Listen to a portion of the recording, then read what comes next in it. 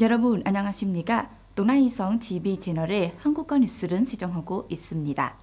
도나이성 운영위원회 389는 7월 9일에 회의를 개최하여 2024년 첫 6개월 동안의 민수 무역 사기, 위조품 근처 업무를 요약하고 2024년 마지막 6개월 동안의 업무 방향은 경계했습니다.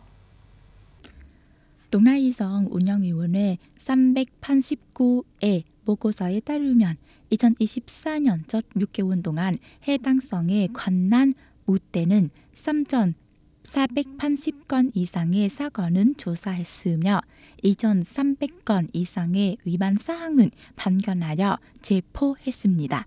전년 대비 2.92% 감소했습니다.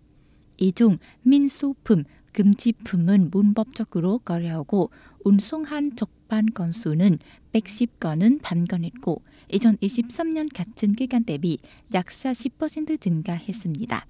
상업 사기 건수는 2,200건이 넘었는데 2023년 같은 기간에 비해 거의 1% 감소했습니다.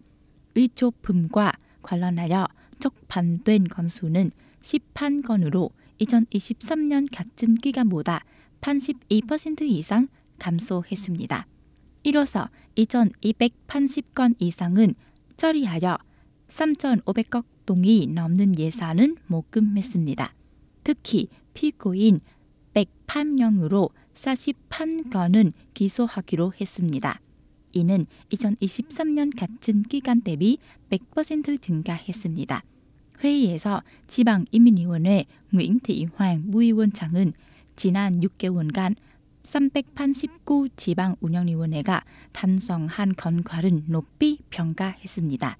앞으로 지방인민위원회 부위원장은 운영위원회 389에 제안된 계획은 면밀히 따르도록 요청했으며 정부 지시에 따라 해당 지역의 석유 사업체를 검토하도록 세무에 배정했습니다.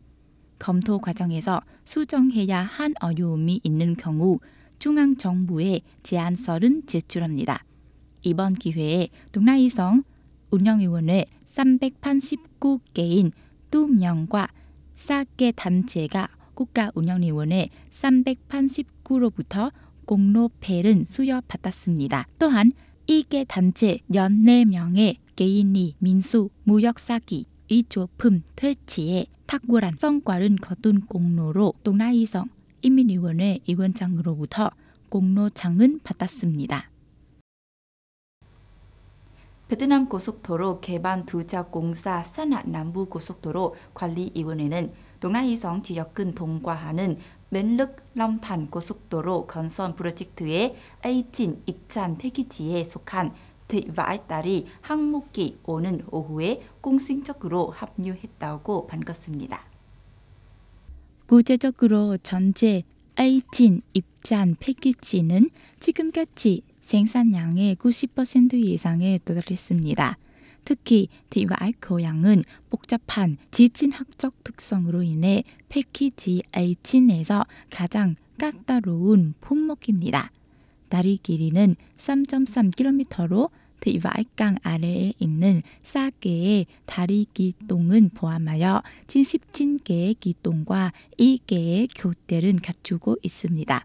또한 남부고속도로관리위원회에 따르면 에이진 전체 패키지는 2024년 9월까지 완료된 것으로 예상됩니다. A5, A6 등 동나이성의 나머지 입장 패키지는 순조롭게 진행되고 있습니다. 구체적으로 이제 패키지 A5가 기본적으로 완료되었으며 승인 준비가 되었습니다. 패키지 A6만으로도 70% 이상의 진행률은 달성했습니다.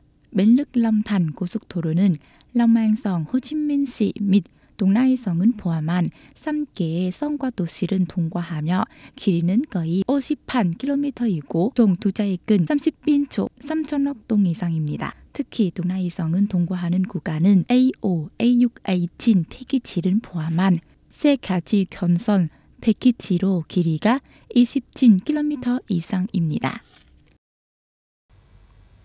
동라이성 문화체육관광청은 동라이성 초록촉 동표들의 사야바 축제는 국가무형문화재 목록에 등재하지 않은 제안에 대해 성인민위원회에 재준서를 제출했습니다. 사양바 축제는 매년 음력 2월 15일부터 4월 15일까지 열리는 초록촉 동포들의 전통 축제입니다.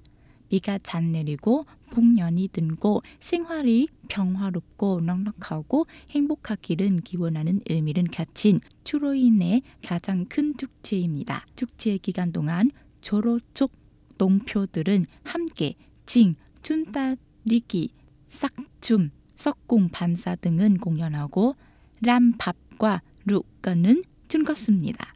성문화체육관광청에 따르면 현재 사양바 축제 과학 기록은 규정에 따라 완전히 구축되었다고 합니다.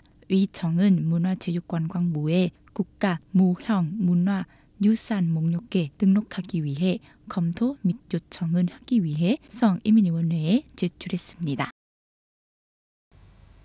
기후 변화로 인해 이상기후 현상이 점점 더 많이 발생하고 있습니다.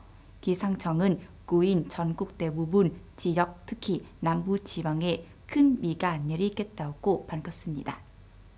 기상청에 따르면 내일 남부 지방에는 평균 강우량 시간당 40mm의 폭우가 계속된 것으로 보입니다. 일부 지역에는 밤같이 강한 비가 내린 것으로 예상되며 시간당 최대 50mm의 비가 내린 것으로 예상됩니다.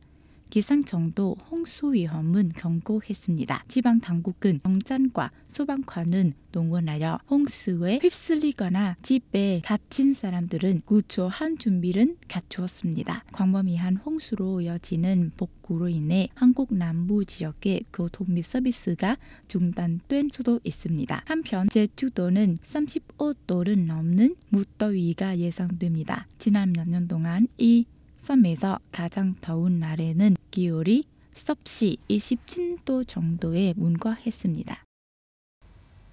조 바이든 미국 대통령은 지난 9일 워싱턴 DC에서 열린 북대서양 조약기구 나토 정상회의 개최식에서 미국의 대공 방어 능력을 강화하기로 4개국과 합의했다고 발표했습니다.